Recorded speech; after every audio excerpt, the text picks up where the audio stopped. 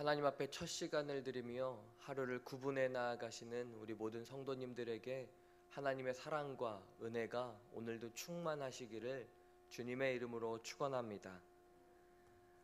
예레미야 애가는 하나님 이스라엘 백성의 심판과 그에 따른 고통과 아픔을 전하기에 매일매일 묵상하는 것이 마음이 무겁고 힘이 듭니다. 그럼에도 성경에 기록되어 우리에게 전파되는 이유는 오늘 우리의 삶을 조명해보고 또 그렇게 살지 않기를 바라시는 하나님의 마음을 깨달아야 하기 때문입니다. 계속되는 예레미야 애가의 말씀을 반면교사로 삼고 진노의 심판 속에서도 희망과 소망을 붙드는 이 새벽 묵상이 되시기를 간절히 기도합니다. 오늘 본문은 하나님의 백성이 망할 수밖에 없는 이유에 대해 증거합니다.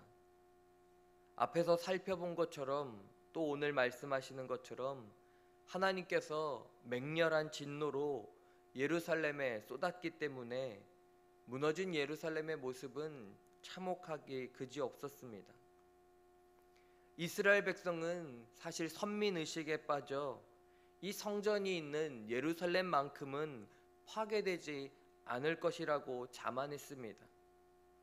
성전이 있기에 하나님께서 지켜주신다고 굳게 믿었기에 예루살렘이 멸망한다는 생각은 그 누구도 하지 않았습니다. 하지만 지금 현실은 예루살렘의 멸망을 바라보고 있습니다. 본문 13절에는 예루살렘이 이렇게 될 수밖에 없었던 이유를 지도자들의 타락에 있다고 증거합니다. 선지자들과 제사장들이 의인들을 핍박하고 죽였기 때문입니다. 그렇다면 하나님께서는 의인들을 죽인 제사장과 선지자들만 심판하면 되는 것 아니었을까요? 왜 이스라엘 전체를 멸망시키셨을까요? 이것은 제사장들과 선지자들이 맡은 사명 때문입니다. 제사장과 선지자들은 백성들에게 하나님의 뜻을 바로 전하고 의의 길로 인도해야 하는 책임을 맡았습니다. 그러나 반대로 하나님의 뜻을 전하는 의인들을 핍박하고 죽이는 일에 앞장섰고 백성들을 충동하여 의인들에게 가하는 모든 악행을 방관했습니다. 백성까지 잘못된 길로 이끄는 영적 맹인이 된 것입니다. 이에 분노하신 하나님께서 그들을 흩어 이방의 포로로 내주셨습니다. 사랑하는 여러분, 여기서 우리는 중요한 사실을 깨달아야 합니다. 지도자들의 타락은 필연적으로 백성들, 즉 성도들, 더 나아가 세상의 타락과 직결된다는 사실입니다. 제사장들, 선지자들, 이들의 거짓된 가르침과 부패함으로 사회 전반 그리고 일반 백성들까지 온갖 죄악에 오염되어 불의로 가득 차게 되었음을 보아야 합니다. 그렇다면 오늘 본문이 우리에게 말씀하시고자 하는 것은 무엇입니까? 그리스도의 구속으로 왕같은 제사장으로 세워진 우리들이 사도들과 선지자들의 터 위에 세움받은 이 하나님의 교회가 이 세상을 향한 하나님의 말씀을 증거해야 할 선지자이며 세상과 하나님 사이를 중보해야 할 제사장이다라는 것입니다. 그렇게 이 시대의 제사장으로 선지자로 세움받은 우리 교회가 하나님 앞에 바로 서지 못하고 그 거룩함을 상실할 때 얼마나 비참한 일들이 일어날 수 있는지 깨달아야 합니다. 그러므로 저와 여러분은 항상 깨어 우리에게 맡겨진 하나님의 말씀을 전하며 우리가 살아가는 이 세상 한가운데서 하나님의 뜻을 바르게 세워나가는 이 시대의 제사장, 선지자로서의 사명을 감당하시기를 주님의 이름으로 부탁드립니다. 17절에는 예루살렘이 함락될 수밖에 없었던 또 다른 이유를 헛된 도움을 바랐기 때문이다 라고 증언합니다. 헛되이 도움을 바랐다라는 것은 바라봐야 할 하나님을 바라보지 않고 바라보지 않아야 할 애굽을 바라보았다라는 의미입니다. 애굽은 정통적으로 강대국이었습니다. 바벨론이 신흥 강국이어도 정통 강국인 애굽을 이길 수 없을 것이다 라고 생각했습니다. 그래서 유다는 애굽을 눈이 빠져라 바라보고 기다렸습니다. 그래서 눈이 상했다라고 성경은 기록합니다. 그러나 여러분, 하나님이 아닌 다른 이에게 도움을 구하면 반드시 실망합니다. 예레미야는 분명 하나님을 의지하고 애굽을 의지하지 말 것을 끊임없이 권고했습니다.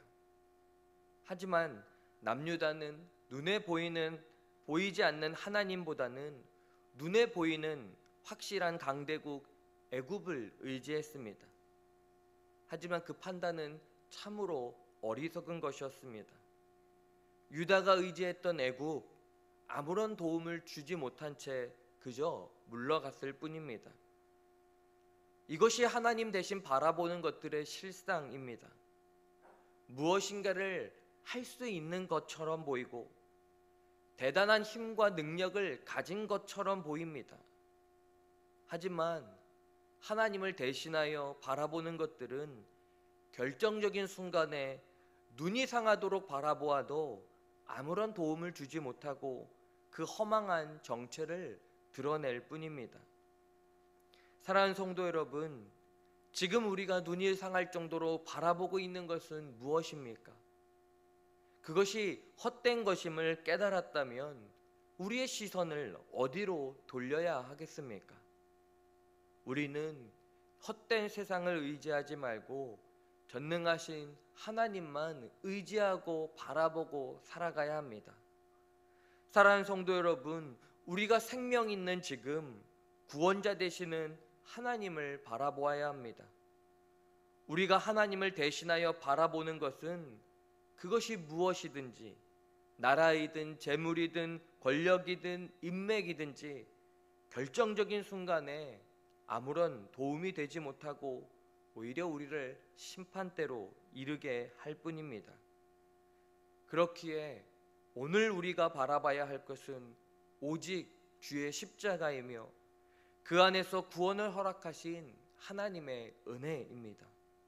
그리고 우리에게 맡겨주신 이 땅의 제사장, 선지자로 맡겨진 삶의 자리에서 하나님의 구원의 은혜를 선포함으로 하나님의 뜻을 바르게 세워나가는 것입니다. 간절히 소망하기는 우리에게 주신 이 하나님의 사명을 확신하며 오늘도 주어진 삶의 자리에서 주의 십자가를 바라보며 하나님의 뜻을 온전히 세워나가는 저와 여러분의 삶이 되시기를 주님의 이름으로 축원합니다.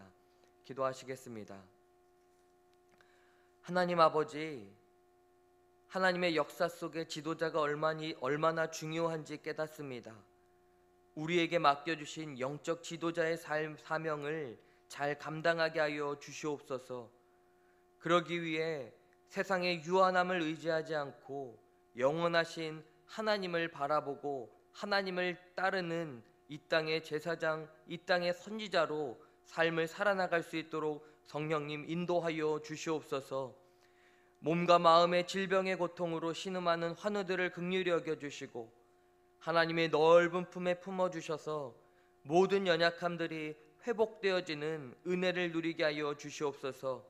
주님 앞에 감사 헌금으로 1000번째 예물로 간절한 기도 제목과 함께 주님 앞에 예물을 드립니다. 하나님과의 친밀한 관계 속에서 주시는 복을 누리며 살아가는 우리 홍남교회가 되게 하여 주시옵소서. 이제는 흩어졌던 우리의 시선을 다시 한 곳만 바라보게 하신 십자가의 예수 그리스도의 은혜와 이 땅의 제사장과 선지자와 사도로 사명을 주시고 세워주신 하나님의 사랑하심과 맡겨주신 삶의 자리에서 하나님의 뜻을 바르게 세워나가도록 도우시는 성령님의 인도하심이 새벽을 깨우며 새로운 한날을 살아나가기를 작정하는 모든 성도들 머리 위에 이제로부터 영원까지 함께 하시기를 간절히 축원하옵나이다. 아멘.